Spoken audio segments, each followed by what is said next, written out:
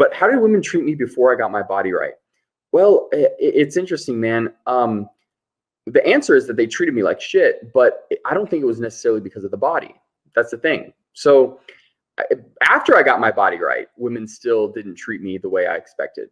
So back when I was in all middle school, junior high, high school, I was shy, introverted. I wasn't in the cool group, didn't really talk to girls that much. Girls, they would see me as, that kind of weird, shy, quiet guy, and the thing is, as I built my aesthetic physique, it got kind of even worse, right? Because now, the end of high school, beginning of college, I was this shy, weird, quiet guy, but it was even weirder because I was like this attractive, buff, weird, shy, quiet guy. It's one thing to be weird, shy, and quiet if you're kind of this nerdy looking dude, but now you're this buff aesthetic guy and you're nerdy, shy, and quiet looking. And so girls are going to be like, wow, that's really creepy, And so I still wasn't getting the attention from girls. It wasn't until I actually got out of my shell and became more outgoing and started actually working on like my personality, really trying not to care about what people think, getting out of my comfort zone. I started this whole YouTube channel. I was doing these pranks, really getting out of my comfort zone. And all of a sudden I was able to talk to girls, be more confident. And that's when girls started treating me the way that I expected that they were supposed to treat me. They started being interested all of a sudden. And yeah, I can tell you that would be the same way if I didn't have my physique or not. Now, yes, if I'm on the street and I have my shirt off like in my videos, that's kind of got to get me in the door. You know what I mean? As long as I'm not acting like weirdly quiet and shy and creepy like I used to, that's going to get me in the door. But I still have to be able to talk to women and be confident if I'm going to have any success with them at all. So it's a lot more about the personality, the confidence, the charisma than it is the physique, for sure.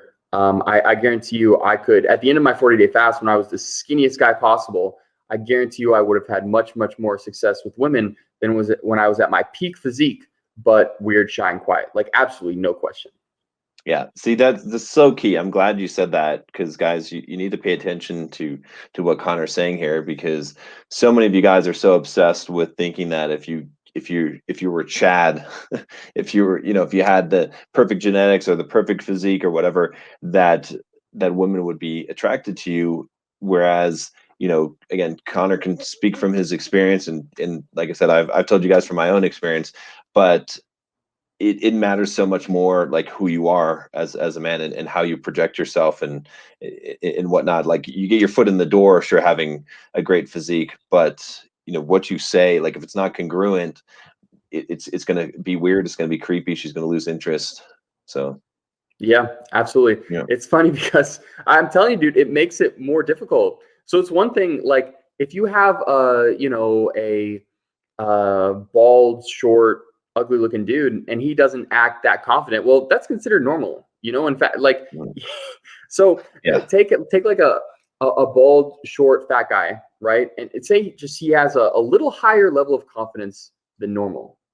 That is going to be, that's going to get him in the door with a girl more than some buff, attractive guy who has a lower level of confidence than normal, right? Because that's just so not congruent. I mean, it's actually going to set off like a fear response in a girl. Like, she will literally be afraid for her life. She might not like realize that on the surface, but that's the instinct, right? Like, this guy is so non-congruent.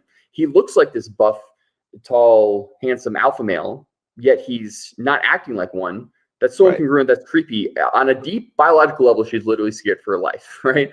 And so if you have this short, fat, ugly looking guy, and he has a little higher level of confidence than the average guy, well, that's a big deal for him, right? And so a girl's gonna be like, whoa, there must be something to this guy. How does he have all this confidence when he looks like that? He must have some sort of value there. And again, this is not some like thought that they're consciously thinking. They're not word for word thinking this in their mind. It's more of a psychological, like it's in the background, right? Yeah, it's just kind of tied into their biology. It's a subconscious thing, right?